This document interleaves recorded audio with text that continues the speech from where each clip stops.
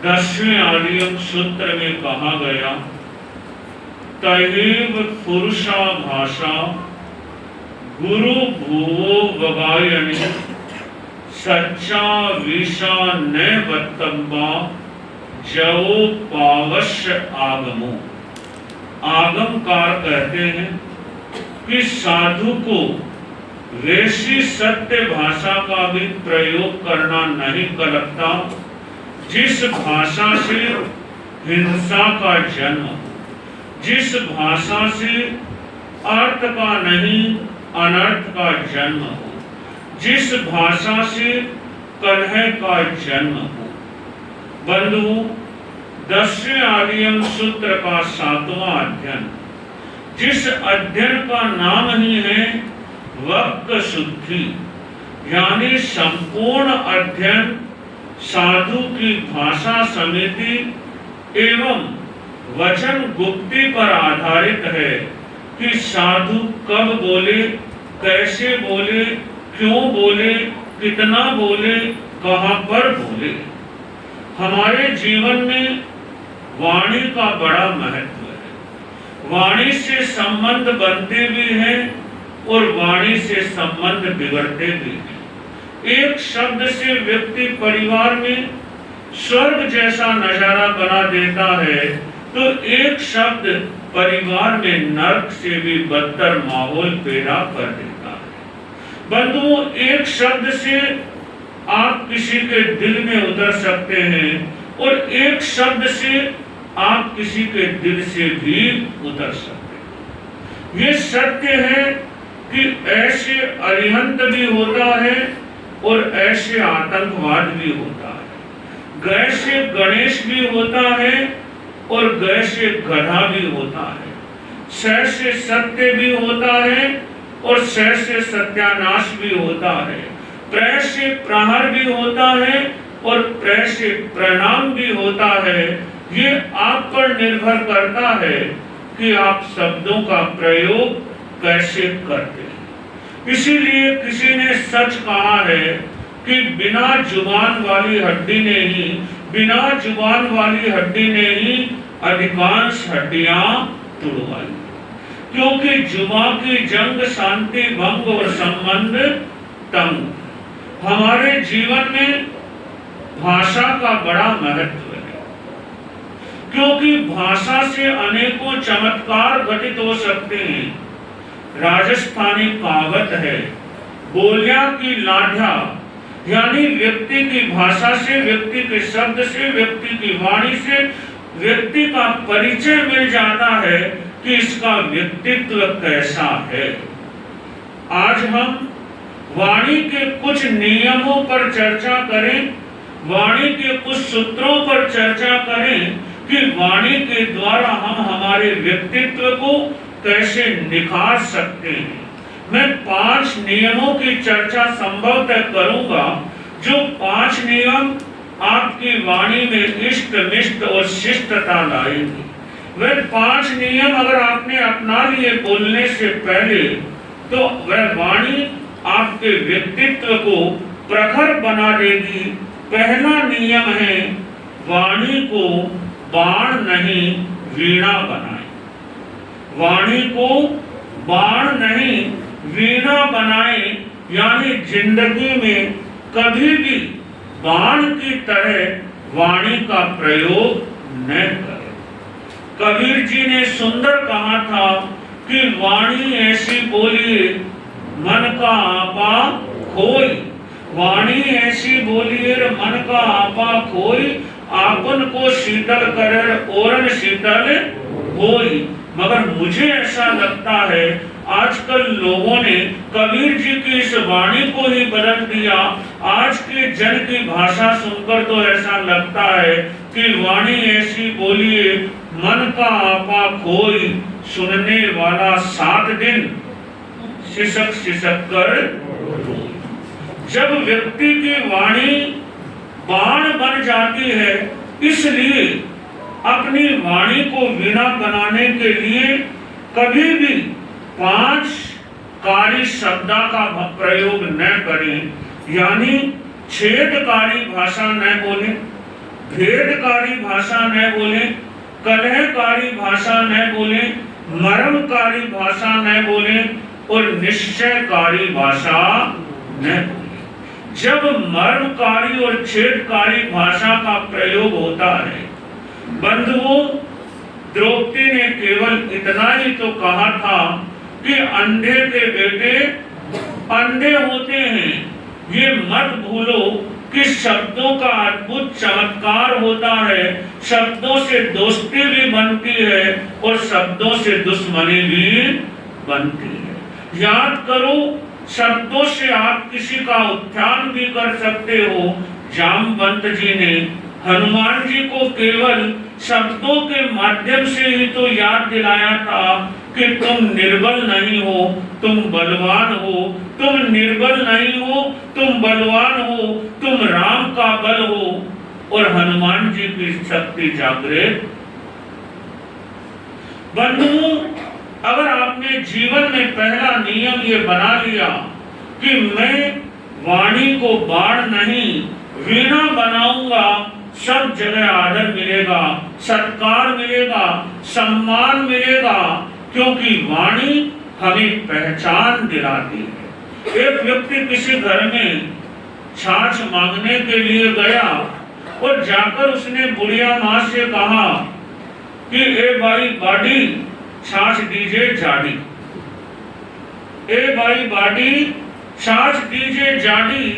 वह बुढ़िया बोली, जैसी थारी वाणी बीसो छाछ में पानी। यानी जैसा हम बोलेंगे वैसा हमें मिलेगा। अगर जी सुनना पसंद है तो पहले जी कहना सीख। एक युवक अपने घर गया, गर्मी का भयंकर मौसम था। घर में जाते ही उसने अपनी भाभी से कहा, ए काणी भाभी पानी पिला। भाभी ने कहा, कुत्ते को पानी पिला दूंगी मगर तुझे पानी नहीं पिलाऊंगी। इतने में छोटा देवर आया और उसने कहा कि प्यारी भाभी पानी पिलाओ। भाभी बोली, देवर जी बैठो, पानी क्या, मैं शरबत बनाकर लाती हूं। बंधुओं, भाषा के अद्भुत चमत्कार हैं। आप कैसे शब्दों का प्रयोग करते हैं ये आप पर निर्भर करता है। तो पहली बात है कि वाणी को बाण नहीं वीणा बना। दूसरा जो सूत्र है वह है खरा बोले मगर खारा न बोले। कुछ व्यक्ति ये जरूर कहते हैं कि हम तो खरी बात कहने वाले हैं, हमें तो खरी खरी बात कहना पसंद है। पहली बात तो जिन्हें खरी बात कहना पसंद हो उन्हें खरी बात सुनने की आदत भी होनी चाहिए। केवल खरी बात कहना तो बड़ा अच्छा लगता है मगर सुनना अच्छा नहीं लगता, तो वह खरी बात कभी अच्छा परिणाम नहीं ला सकती। मगर वाणी को प्रभावी बनाने के लिए हम खरा बोले।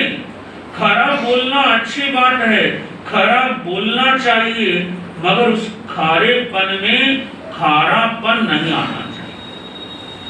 अगर खरा बोलते समय आपकी वाणी में खारापन आ गया तो ये मानकर चलना कि फिर उस खरी बात का महत्व समाप्त हो जाए। वातावरण ऐसा हो कि आदमी देख आदमियत में ढल जाए।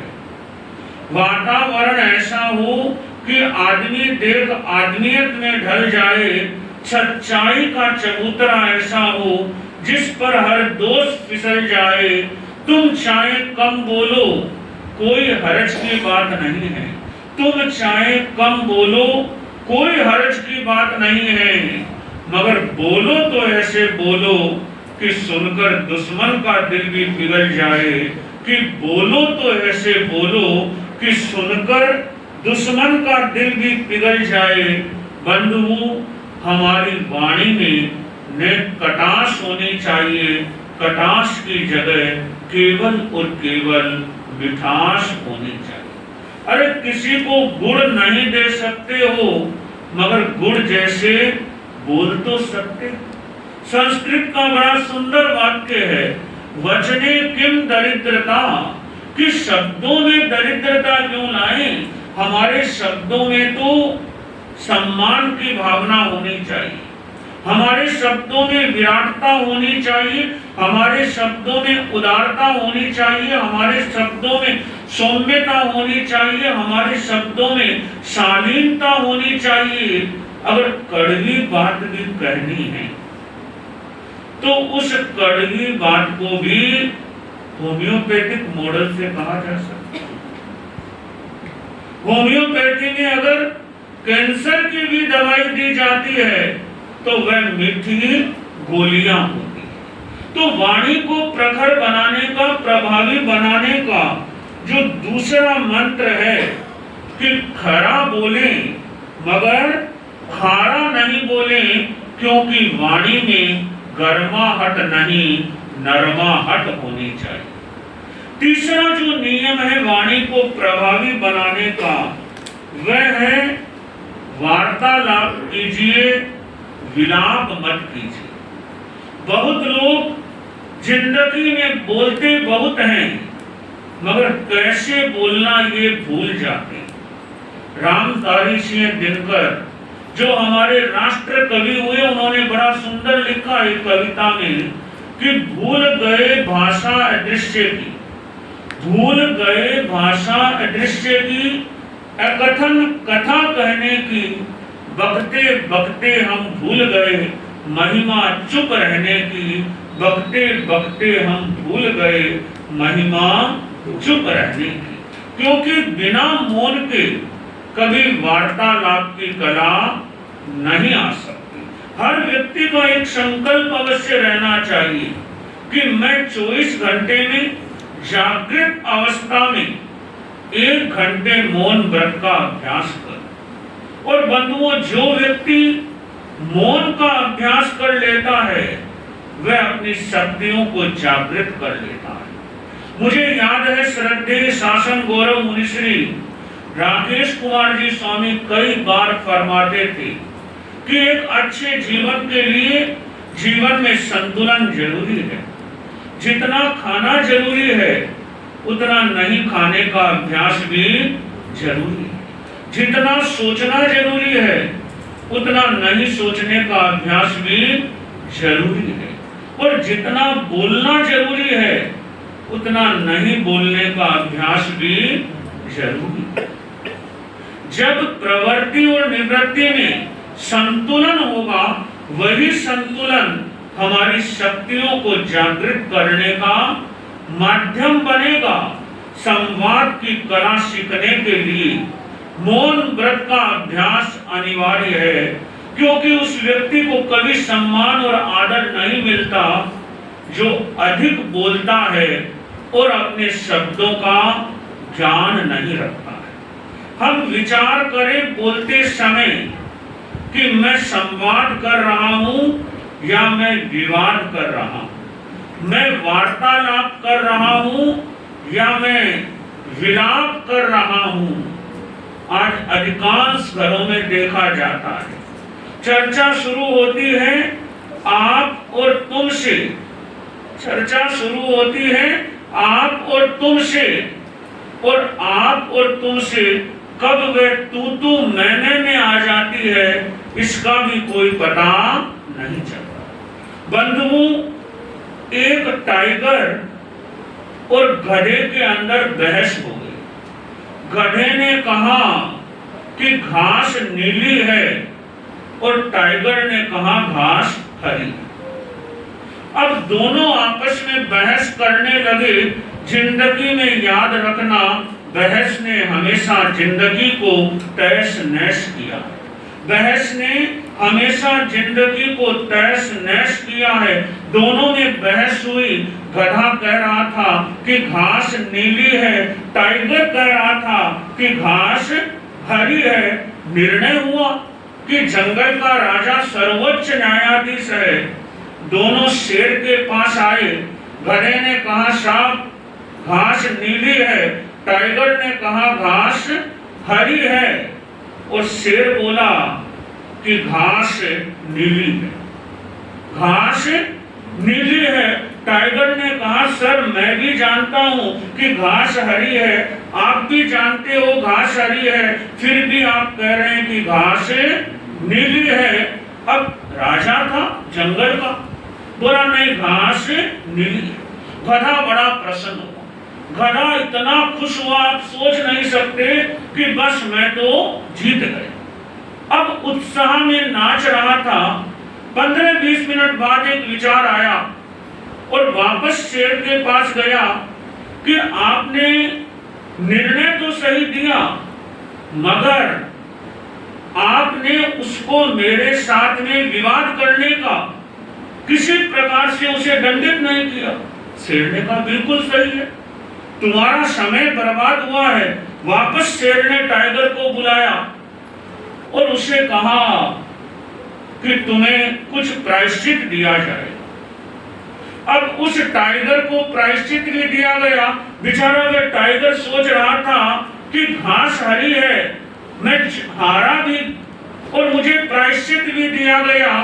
थोड़ी देर के बाद वह टाइगर वापस शेर के पास गया और बोला, आप भी जानते हो घास हरी है, मैं भी जानता हूं घास हरी है, सारी दुनिया जानती है कि घास हरी है, फिर भी आपने मुझे झुठलाया भी और दंड भी दिया, वह किस बात का दिया?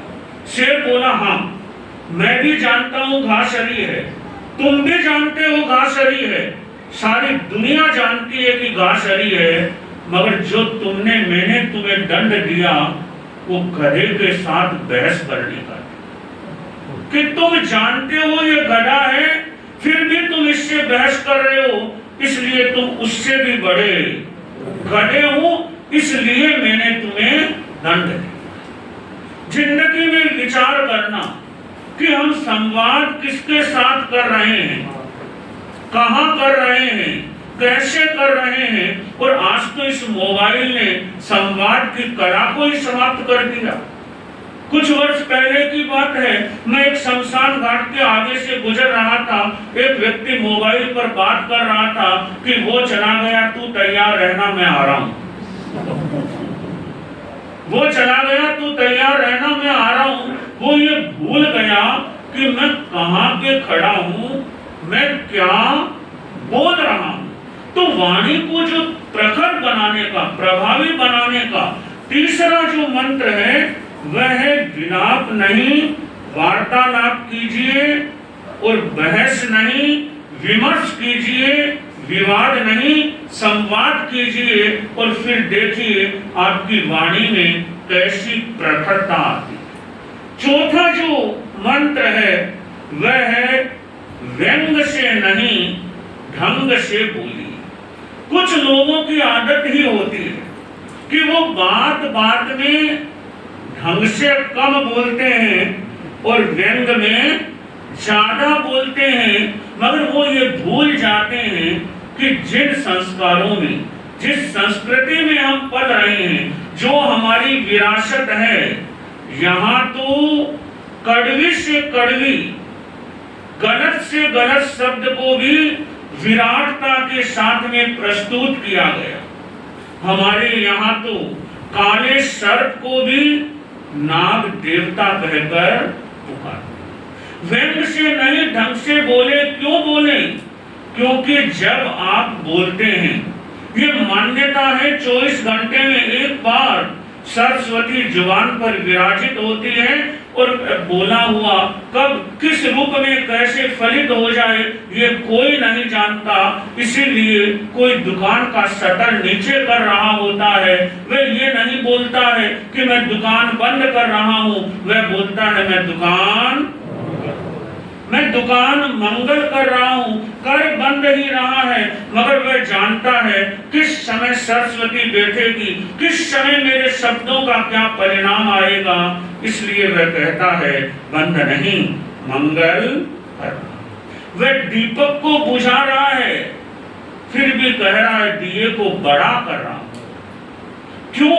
क्योंकि वह जानता है भाषा का बड़ा महत्व है। जो शब्द मैं बोल रहा हूं वो इन दीवारों के भी चिपक रहे हैं। जो ये कहते हैं क्या हो गया, मैंने तो केवल 1 मिनट का ही तो गुस्सा किया था, मैंने तो एक शब्द ही तो बोला था, मगर वो भूल जाते हैं आप वो शब्द एक बार बोलते हो मगर वह उन दीवारों के चिपक कर वो परमाणु 6 महीनों तक आपको प्रभावित करते हैं। इसलिए विचार यह है कि हम व्यंग से नहीं, हम ढंग से बोले।